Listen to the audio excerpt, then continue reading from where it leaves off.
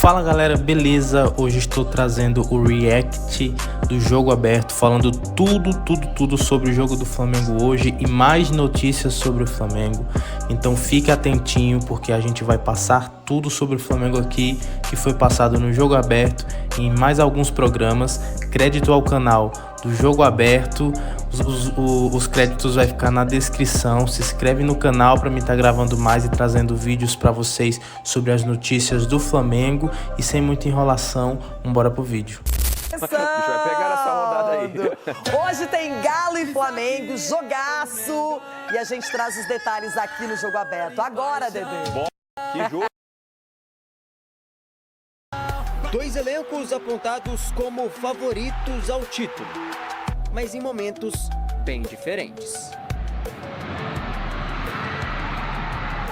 De um lado, um Atlético cheio de desfalques e com um clima bem quente nos bastidores. Hulk, no último jogo, reclamou da falta de criatividade do time, o que parece não ter agradado ao técnico Gabriel Milito. Cara, acho que não é ego. Quem me conhece sabe, principalmente fora das quatro linhas, sou um cara que eu procuro ser sempre humilde. Mas se você olhar, sou um cara que eu tenho que estar participando do jogo e fica muito tempo sem tocar na bola, a bola sem chegar, me tira do jogo. Eu já pedi a bola, pedi para a nossa linha defensiva, dá a bola em mim que eu vou decidir. Infelizmente a bola não estava chegando. Agora temos que rever para o próximo jogo. Nós falamos en la intimidad, tudo. Tudo. Si hay alguna queja, en la intimidad. Públicamente, no me gusta que los jugadores digan nada. Nada. Internamente sí falamos. Eu falo y comento cosas, los jugadores falan, pero públicamente entre nós tenemos que tener essa fortaleza interna. Do outro, um Flamengo que vai mostrando cada vez mais a sua força. Apesar dos convocados para a Copa América, o time comandado pelo técnico Tite vai dando conta do recado. Entre novos nomes, uma antiga contribuição segue garantindo pontos para o Flamengo. Artilheiro do Campeonato Brasileiro com 6 gols, Pedro vai se firmando como ídolo no clube carioca. Já de um outro ídolo, não dá para dizer o mesmo. Gabigol, protagonista nas conquistas recentes do clube, caminha para ter seu futuro longe do Flamengo. É uma situação em que a gente fica chateado pelo tamanho do Gabriel, um jogador importantíssimo, mas que tem mais 6 meses de contrato. A gente trata isso com naturalidade e contribuindo com o empresário dele no sentido de chegar, não deixar ele fazer o 7º jogo, para ele ver se tem alguma proposta para o Flamengo. Para a partida desta quarta na Arena MRV, Gabigol é desfalque certo e sequer viajou para Belo Horizonte. Por outro lado, Eric Pulgar, que estava com a seleção chilena, retorna e reforça o elenco rubro-negro. E do mesmo lugar que saiu Pulgar, sai também Eduardo Vargas, mas para reforçar o Galo. Além dele, Gustavo Scarpa e Bruno Fux, que cumpriram suspensão na última rodada, também retornam para o elenco de Gabriel Milito. A bola rola para Atlético e Flamengo às 9h30 desta quarta. Para o Flamengo, a vitória significa a manutenção da liderança. Já para o Galo, um respiro no meio de um furacão. O Galo ficou com uma impressão ruim, empata com o Atlético Goianiense. Já o Flamengo é um time que conseguiu vencer o Cruzeiro, que faz uma boa campanha na Série A. E agora é na casa do Atlético, é um confronto em que o torcedor do Galo quer uma vitória, mas é diante de uma equipe bem organizada como o Flamengo. Bom jogo da rodada, hein? Talvez seja o melhor, hein? Junto com o Atlético Paranaense e São Paulo. Bom jogo. O São Paulo a gente vai falar daqui a pouquinho, mas assim, o jogo do Flamengo, mesmo com seus principais jogadores cedidos aí à seleção, principalmente a seleção uruguaia com o De La Cruz e o Arrascaeta, o Flamengo conseguiu manter uma regularidade, tanto é que é líder do campeonato. O Galo precisa voltar a vencer dentro de casa. O Galo está com dificuldades em vencer dentro de casa, apesar das ausências de todos os jogadores, alguns machucados, outros com suas seleções. Agora, dentro de casa, o Galo, assim como o Corinthians, que é uma situação completamente diferente, precisa voltar a vencer em casa, precisa voltar a ser competitivo dentro de casa. Porque tomou uma goleada do Palmeiras, empata muito, já empatou com o Criciúma, por exemplo. Mas o que eu vejo é que os desfalques realmente devem estar tirando o sono do Milito, porque está difícil armar uma equipe titular com tantas ausências. E agora o Flamengo vai ter o Pulgar, já que foi eliminado com a seleção chilena, que é um titular, era pelo menos até antes da Copa América. Mas o Tite tem um grande mérito, porque nesse período de ausências ele conseguiu deixar uma equipe muito competitiva, mesmo sem jogadores tão importantes como o De La Cruz, Arrascaeta, Pulgar, não é? E os que entraram conseguiram fazer a lição de casa, só para citar o exemplo do Léo Ortiz, que pelo menos que 2 partidas jogou ali como primeiro volante, fazendo duas boas partidas com a camisa do Flamengo nessa posição, que não é a posição dele. Então isso passa muito pela mentalidade do Tite e que os jogadores também estão acreditando. Agora, falando em voltar a vencer, e o Corinthians? Tem Atlético Mineiro e Galo. Vamos dar uma olhada como tem sido aí os últimos jogos, como foram os jogos de Galo e Flamengo, desde que começou aí esse período de muitos desfalques para os times na Copa América. O Galo disputou 6 jogos com aproveitamento que caiu. Estava muito bom com o Milito antes, começou bem, mas caiu e agora é de 44,4%.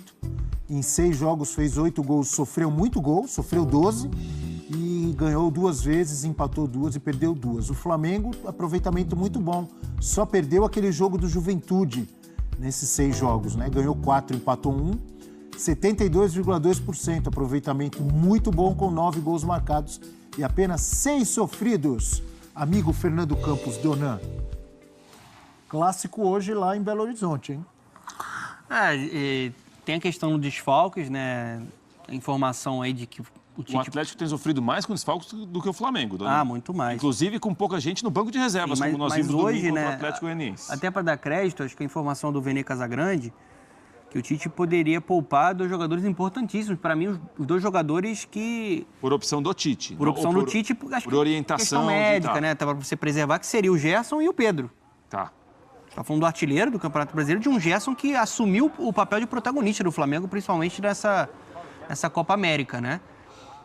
E aí você desconfigura muito a equipe, né? O reserva do Pedro hoje é o Carlinhos, que até entrou bem no jogo contra o Juventude.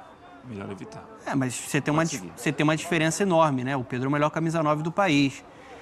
Né? Um jogador que poderia estar, por exemplo, na seleção brasileira. Hoje, eu vejo um Flamengo mais consistente coletivamente. Eu acho que o Tite, ele conseguiu ficar com ainda mais moral nessa Copa América, porque mesmo com desfalques, mesmo com o meio-campo dilacerado, ele organizou essa equipe, ele encontrou soluções, seja com o Léo Ortiz jogando como volante, mexendo muito nessa posição do Gerson, hora mais avançado, hora na base da jogada. E é um time... pode voltar, desculpe, Dona. Pulgar o Pulgar está à disposição, a seleção chilena foi eliminada, né? O Vargas vai pro jogo, né? O Pulgar pelo menos a... mas o Vargas parece que teve um problema com o teve um problema, chegaria hoje, né? Mas o Pulgar assim, já chegou. O Flamengo hoje é um time muito competitivo, né? Muito competitivo. Mesmo desfalcado, a gente tem visto uma equipe que acredita até o final, que busca o resultado, que se adapta ao adversário. Né? Se for para ser um Flamengo mais vertical para buscar o contra-ataque, ele vai ser, né? Com a velocidade do Luiz Araújo, do Lohan. A gente precisa esperar qual vai ser esse Flamengo que vai entrar em campo. Sem o Gerson, sem o Pedro, acho que dificulta muito, equilibra muito a partida. Mas a gente está vendo o momento de mais instabilidade do Galo do Milito, né? Eu acho que nem tudo... Gerson, certeza que não joga? Tem uma chance, né? A gente vai ter que esperar a escalação. Tem sido diferencial ali com os desfalques no meio-campo.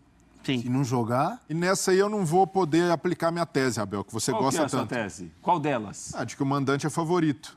Fator casa, né? Fator casa. Não, porque no caso do Galo não tem funcionado. O Galo não tem sido um time que se impõe mas, em casa. Ganhou só uma no campeonato. Olha o banco do Atlético Mineiro contra o Atlético Goianiense domingo. Mas tá muito desfalcado também. Gabriel Delfim, Robert, Pedrinho, que já foi embora, sim, não vai ficar.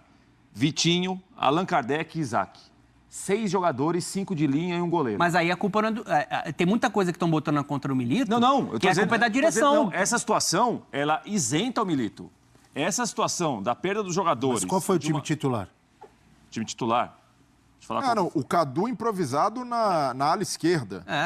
O lado esquerdo dele, sem o Arana, ele tem que, hora, botar o Scarpa por ali, aí tem que botar o Cadu. É ruim? Botar o Scarpa por ali é ruim? Eu prefiro pela direita. Foi o melhor momento dele com a camisa do Galo nessa temporada. O Flamengo perdeu mais jogadores para a Copa América, mas o Galo foi impactado também por lesões em sequência. Exato. Então, coincidiu de muitas lesões, desfalques de Copa América. Mas o elenco também ele foi montado de uma maneira que ficou um elenco desequilibrado. Por exemplo, liberou o Gemerson, E aí você não tem um outro zagueiro. Sim, tem ficado o Rômulo. Falta o volante, né? Sem o Otávio fica complicado. Aí você tem que O Everson botar se machucou.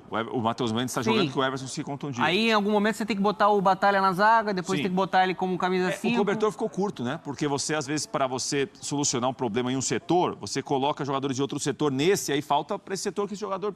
Você teria mais gente à disposição. Então, em relação à Copa América, e aí não é só a Copa América, eu estou com você, Breler, também há perdas aí de jogadores contundidos, suspensão que todo mundo tem. O Atlético tem sofrido mais que o Flamengo. Tem ficado com menos opção, um leque menor para o Milito trabalhar. Então, isso certamente também complica para o jogo de hoje. Aí está na conta da diretoria do Galo também. Porque o Flamengo enfrentou no último jogo o Cruzeiro. Foi um jogo difícil para o Flamengo. O Cruzeiro faz um bom campeonato. E até agora, os reforços do Cruzeiro ainda não chegaram. O Fernando Seabra trabalhando com o que tem, mas estão chegando. A partir de julho, quase para entrar, né? A partir de julho, o Cruzeiro fica muito reforçado e os dois times rivais, tanto o Atlético quanto o Cruzeiro, viraram SAFs, têm donos e donos que despertaram uma expectativa no torcedor. E quando o Galo se converte a SAF, havia ali a expectativa de um grande investimento nesse elenco. E a grande contratação para a temporada foi o Scarpa, chegou o Bernard agora, mas a diretoria se movimentou Chegou o Lianco também, que vai ser um jogador que talvez ajude na defesa. Bom reforço. Mas o Galo virou SAF e quem manda no Galo agora, que depois que virou SAF, quem mandava antes? Não. Quem injetava dinheiro e quem injeta agora? Mas agora, Abel, São os mesmos? Mas antes... Então. Mas antes os 4 R's estavam ali mais num posto extraoficial. Agora que passam a ser donos, passam a ser cobrados. Concordo com você, deveriam dar mais, né? E de certa forma subestimaram um pouco o que seria a temporada, porque o Galo já sabia desde o começo que teria a Copa América. O brasileiro não pararia na Copa América e o Galo tinha potencial para ser muito desfalcado. Até o Paulinho, por exemplo, é um cara que poderia estar na seleção, não foi. Mas se movimentou de forma tímida no mercado. E ver o Cruzeiro, a Copa América perdeu o Arana, o Vargas e o Alan Franco. E ver o rival... Não é tanto, né? O Arana é muito ali. Sim. O Vargas... Mas o Vargas vinha melhorado, mas sendo importante, entrando no segundo tempo, dando útil, nova dinâmica. Quer dizer, não era titular. Mas o Arana é uma perda brutal para o funcionamento do time. Mas quando o torcedor do Galo vê o Cruzeiro se reforçando, trazendo gente numa nova gestão, e o Cruzeiro acima do Galo na classificação, na tabela, isso gera um desconforto. E por isso o torcedor do Galo tende a cobrar mais, acaba respingando no Milito, mas eu vejo que o torcedor do Galo hoje está mais insatisfeito com a diretoria do que com o Milito, por causa desse elenco que acabou sentindo a ausência do Tem o Alan Franco também, que estava muito bem, né? Sim. Mas uma perda para esse meio campo, aí você precisa adaptar, você fica sem opções nesse setor que é importante para qualquer equipe, ainda mais para um time treinado pelo Milito. Meio campo é fundamental. Eu entendo essa rivalidade que você citou, eu só acho que alguns clubes têm que tomar cuidado às vezes. É óbvio que o torcedor do Galo tem que se incomodar, que o Cruzeiro ele tem que se incomodar com tudo, que o Galo tinha que estar mais... E não só é a mesma coisa, o Inter está feliz porque ganhou do Grêmio. Tá, mas o Inter tem que ganhar de outros times, não só do Grêmio, no Campeonato Brasileiro. Tem que abrir um pouco, não é Campeonato Gaúcho, nem Mineiro, o Campeonato Brasileiro. Apesar da rivalidade de ganhar do rival, ser maravilhoso. É um gosto muito especial. Mas é muito pouco. Mas no clássico, no brasileiro, o Galo ganhou de 3-0. Foi a única vitória na Arena MRV. Mas na tabela o Cruzeiro está acima. E isso gera um incômodo, porque até aqui o investimento do Galo em elenco, o elenco do Galo é melhor que o do Cruzeiro. Ou deveria ser. Não é só o Cruzeiro. Se você olhar a tabela, tem outros times aí acima do Galo, que o Galo tem mais investimento. Não, o Galo era para estar brigando pelo título, né? Eu também acho. Mas tem todo esse contexto que a gente falou, né? Da formação do elenco, os desfalques, né? Uma instabilidade que em algum momento ia acontecer. A oscilação, ela acontece dentro do futebol. E agora é a diretoria tentar entregar as peças e o respaldo necessário para que o Milito